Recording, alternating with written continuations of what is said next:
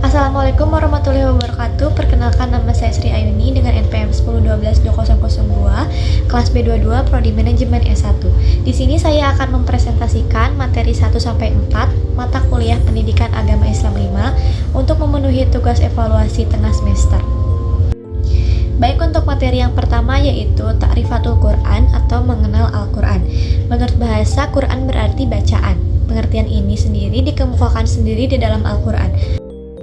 Adapun menurut istilah, Al-Quran berarti kalam Allah yang merupakan mukjizat yang diturunkan ke dalam kolbu Nabi Muhammad SAW yang disampaikan secara mutawatir dan membacanya dalam ibadah. Baik, untuk pembahasan yang selanjutnya yaitu yang pertama adalah kalamullah. Al-Quran merupakan kalamullah. Hal ini memberikan pengertian bahwa Al-Quran bukan merupakan ucapan maupun gibahan Nabi Muhammad SAW saja, malaikat maupun manusia atau makhluk hidup lain. Namun Al-Quran merupakan firman Allah yang diturunkan melalui wahyu. Keberadaannya sebagai wahyu memberikan jaminan kesempurnaan dan kebebasan dari kekurangan yang sebagaimana ada pada semua kitab selain Al-Quran. Kebenaran yang ada di dalamnya adalah mutlak. Lalu yang kedua yaitu mukjizat. Mukjizat merupakan hal yang luar biasa yang diberikan kepada para nabi sebagai bukti kenabiannya. Al-Quran sendiri merupakan mukjizat terbesar bagi Nabi Muhammad SAW. Al-Quran merupakan mukjizat yang kemukjizatan diantaranya ini terletak pada fasoha dan juga balogahnya, keindahan susunan dan juga gaya bahasanya yang tidak ada tandingannya. Karena gaya bahasa yang demikian itulah Umar bin Khattab masuk Islam setelah mendengar Al-Quran. Yang ketiga, ada diturunkannya ke dalam hati Muhammad SAW. Keberadaannya sebagai wahyu yang diturunkan ke dalam hati memberikan pengertian bahwa ia bukan sekedar dibaca atau dihafal dengan lisan. Al-Quran sendiri akan efektif memberikan manfaat jika interaksinya dengan kita melalui qalbiyah atau melalui hati. Baik, pembahasan yang kedua yaitu Asmaul Quran atau nama-nama Al-Quran.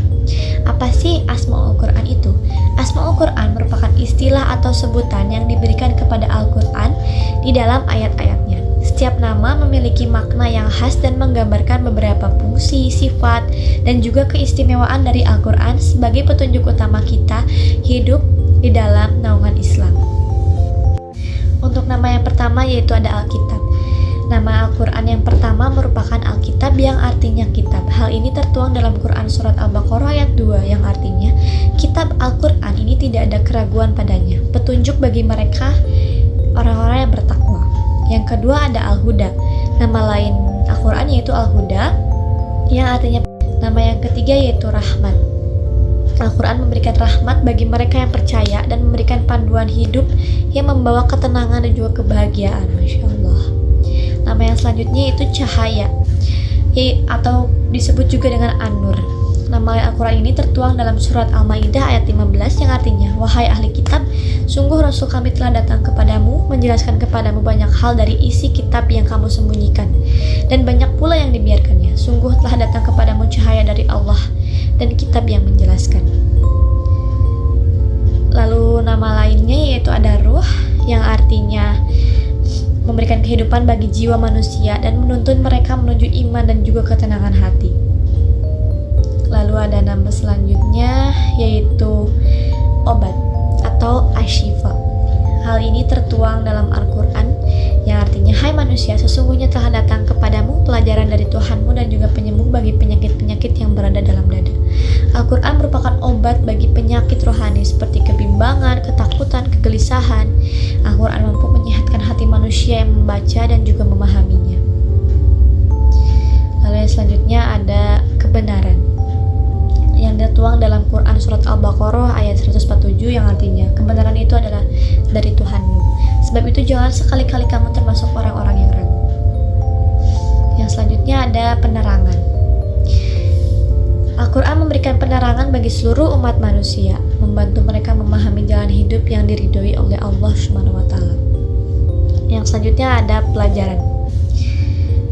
Al-Quran mudah dipahami dan menjadi sumber pelajaran bagi yang ingin memahami hikmah dan juga nasihat-nasihat dari kisah-kisah yang terdapat di dalamnya.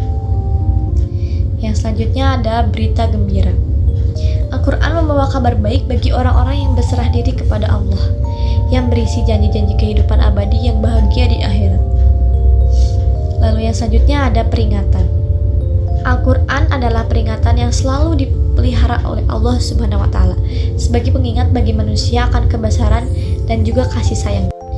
Lalu untuk pembahasan yang selanjutnya yaitu fungsi dari Al-Quran. Yang pertama merupakan kitab berita dan juga kabar. Materi ini tertuang dalam Quran Surat An-Naba ayat 1-2 yang artinya tentang apakah mereka saling bertanya tentang berita yang besar atau hari kebangkitan. Dalam bahasa Arab sendiri, An-Naba memiliki arti berita besar, dan tema utama syura ini adalah peringatan tentang hari kiamat dan berbagai peristiwa besar yang menyertainya. Selanjutnya itu kitab hukum dan juga aturan. Hal ini tercantum dalam Quran Surat Al-Maidah ayat 50 yang artinya, dan hendaklah kamu memutuskan perkara di antara mereka menurut apa yang diturunkan Allah, dan janganlah kamu mengikuti hawa nafsu mereka, dan berhati-hatilah kamu terhadap mereka, supaya mereka tidak memalingkan kamu dari sebagian apa yang telah diturunkan Allah kepadamu. Jika mereka berpaling dari hukum yang diturunkan Allah, maka ketahuilah bahwa sesungguhnya Allah menghendaki akan menimpakan musibah kepada mereka disebabkan sebagian dosa-dosa mereka. Dan sesungguhnya kebanyakan manusia adalah orang-orang yang fasik. Lalu untuk fungsi selanjutnya adalah Al-Quran sebagai kitab jihad. Berikut merupakan hal-hal yang dapat dijelaskan dalam surat Quran surat Al-Ankabut ayat 69. Yang pertama, Allah Subhanahu wa Ta'ala selalu bersama orang-orang yang berjuang di jalannya. Lalu yang kedua, orang-orang yang berjihad akan mendapatkan jalan-jalan yang mengantarkan mereka menuju kebahagiaan dan juga keselamatan, baik dunia maupun akhirat. Yang ketiga, lapangan jihad dapat dilaksanakan dengan berbagai cara, seperti perkataan, tulisan, dan juga senjata.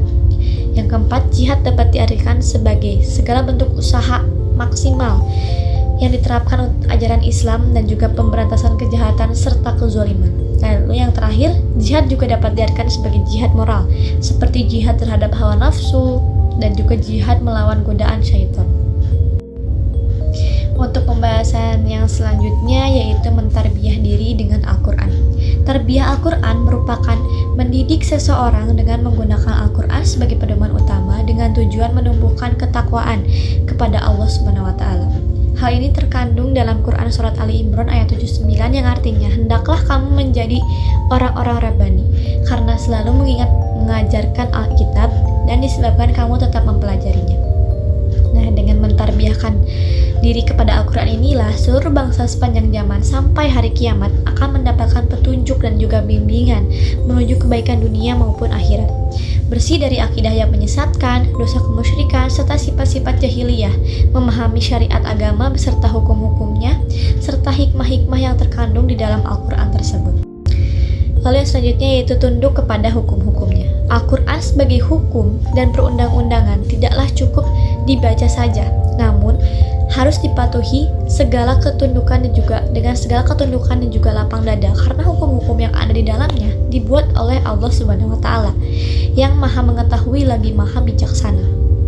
Penolakan dan pembangkangan terhadap Al-Quran merupakan kebodohan yang hanya akan menyebabkan kerusakan dan juga kehancuran bagi diri kita sendiri.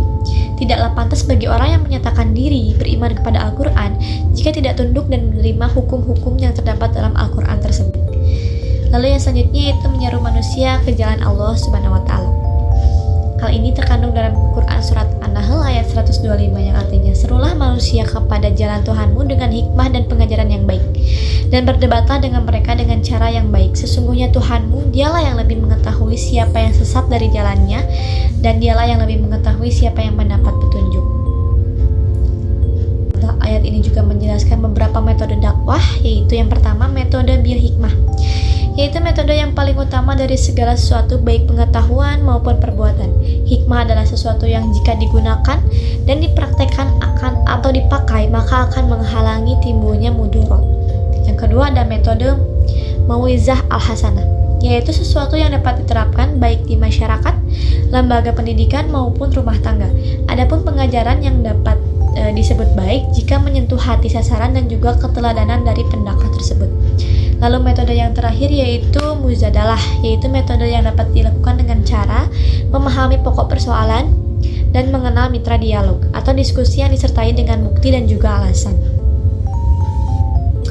Lalu pembahasan yang selanjutnya yaitu menegakkan agama di muka bumi. Allah Subhanahu wa Ta'ala telah menyerukan kepada para nabi dan juga umat manusia untuk menjaga dan menegaskan ajaran Islam di muka bumi ini secara konsisten sesuai dengan ajaran yang dibawa Nabi yang juga diutus Allah Subhanahu wa taala, serta mengingatkan agar umat tidak terpecah belah dan juga selalu bersatu.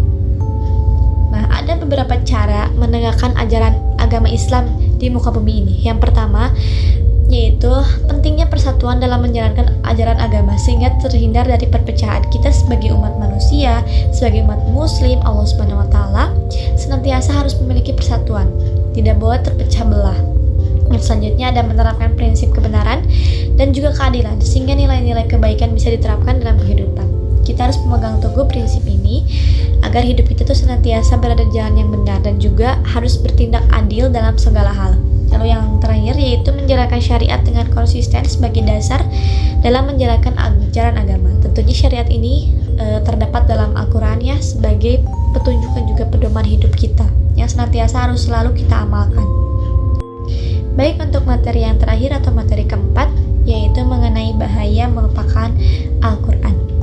Lupa kepada Al-Quran. Melupakan Al-Quran berarti tidak menjadikannya pedoman hidup, tidak menjadikannya petunjuk lagi karena kita telah melupakan Al-Quran. Kita tidak hanya tidak membaca Al-Quran, tapi kita sudah merasa bahwa Al-Quran itu tidak ada.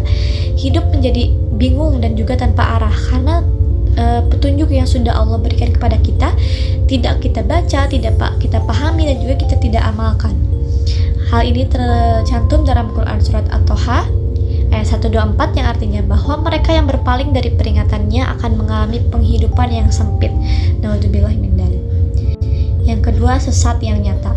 Melupakan Al-Quran mengakibatkan hilangnya petunjuk sehingga seseorang ini akan tersesat hidupnya karena tidak memiliki petunjuk jalan dalam kehidupannya serta tidak memiliki pedoman dalam berpikir dan juga bertindak. Quran surat Toha menjelaskan dalam ayat 124 yang artinya bahwa mereka yang mengikuti petunjuk Allah tidak akan sesat maupun celaka. Maka dari itu hendaklah kita senantiasa menggunakan Al-Quran sebagai petunjuk arah kehidupan kita. Yang selanjutnya ada sempit di dada. Orang yang melupakan Al-Quran akan kehilangan ketenangan hati sehingga dadanya akan terasa sempit, tidak akan memiliki ketenangan, akan selalu gelisah. Hal ini disebutkan dalam Quran surat Al-An'am ayat 125. Yang selanjutnya ada kehidupan yang serba sulit. Tanpa Al-Quran sebagai pedoman hidup, hidup menjadi penuh masalah dan juga kehilangan arah. Hidup yang kita jalani tidak akan merasa tenang, tidak akan merasa memiliki pegangan karena kita telah merupakan Al-Quran yang jelas-jelas merupakan petunjuk dan juga pedoman hidup kita, pedoman sebaik-baiknya kehidupan kita. Yang selanjutnya hati menjadi keras. Melupakan Al-Quran menyebabkan hati kita menjadi keras dan juga tidak peka terhadap kebenaran karena kita senantiasa tidak menjadikan Al-Quran sebagai pedoman untuk menjalani kehidupan ini gitu. Jadi hati kita akan menjadi keras. Hal ini tercantum dalam Quran surat Al-Baqarah ayat 74 yang menggambarkan bahwa hati mereka lebih keras daripada batu apabila mereka tidak membaca dan juga mengamalkan Al-Quran. Yang selanjutnya zalim dan juga hina.